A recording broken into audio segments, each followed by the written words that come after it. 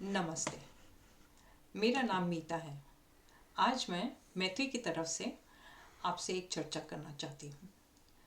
अगर आपने कभी अपने जीवन साथी द्वारा मानसिक, शारीरिक, भावनात्मक या आर्थिक हिंसा का सामना किया हो तो जानिए ये उस घटना में आपकी कोई गलती नहीं थी। हिंसा एक सीखा हुआ व्यवहार होता है और विभिन्न अध्ययनों से ये पाया गया है कि लगभग 1/3 लोग जो बचपन में स्वयं हिंसा या अन्य प्रकार के दबाव का शिकार थे, वो बड़े होकर अपने जीवन साथी, अपने बच्चों और दूसरों पर अपना दबाव बनाए रखने के लिए उनको हिंसा का अपना पात्र बनाते हैं। बचपन से ही अपने घर पे हो रही घरेलू हिंसा को देखकर वो इसे ही रिश्ता निभाने का सही तरीका समझने लगते हैं। दक्षिण एशियन संस्कारों में खासकर महिलाओं पर होने वाली हिंसा को रोजमर्रा की बात समझी जाती है। ये चीज़ें साहित्य, फिल्मों और गानों तक में भी देखी गई हैं, जैसे कि सार्वजनिक जगहों पर महिलाओं और लड़कियों पर जबरदस्ती, छेड़छाड़ और यौन उत्पीड़न को ईव टीजिंग कहा जाता है।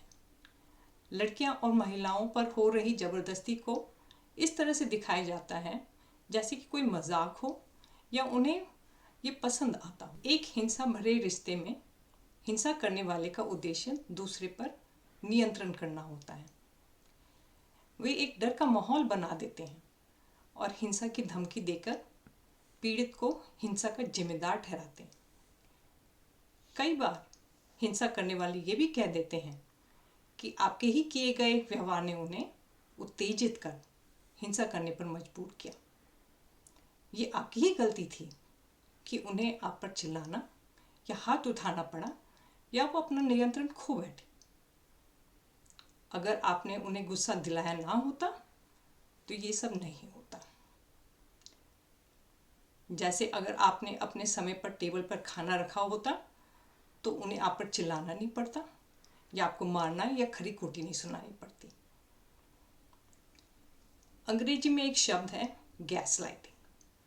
गैस लाइटिंग एक मानसिक नियंत्रण का तरीका होता है जो हिंसक कई बार इस्तेमाल करते हैं।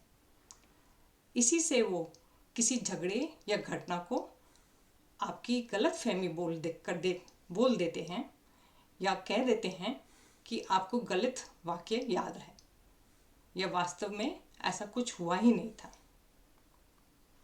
इसी से वो किसी झगड़े या घटना को आपकी गलत फहमी बोलकर टाल देते हैं।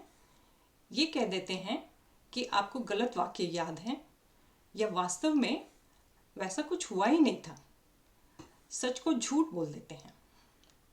कभी कभी हिंसा करने वाले शराब, नशे या काम के बोझ को हिंसा की वजह बताकर टाल देते हैं और बात को कम करने की कोशिश करते हैं, लेकिन ये सिर्फ बहाने होते हैं, सच्चाई नहीं।